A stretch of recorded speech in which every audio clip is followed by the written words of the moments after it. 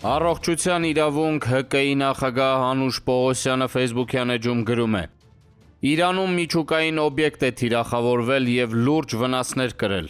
Ըստ իրանյան Students News Agency գործակալության օբյեկտը գտնվում է Սպահան քաղաքում։ Ռադիոակտիվ աղտոտման մասին տեղեկություններ չեն հաղորդվում։ Սպահանում գործում է Իրանի կարևոր միջուկային ենթակառուցվածքներից մեկը։ Այնտեղ իրականացվում են ուրանի վերամշակում, միջուկային վառելիքի հետազոտություն, գիտական ծրագրեր։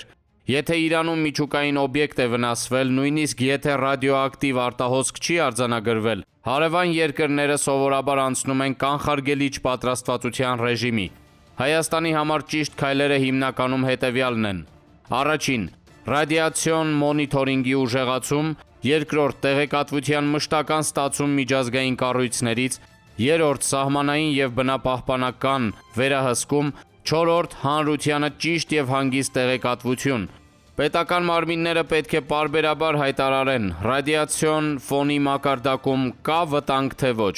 Սա օգնում է կանխել խուճապը։ Հինգերորդ՝ քաղաքացիական պաշտպանության պատրաստվածություն։ Իսկ Հայաստանում ինչով են զբաղված։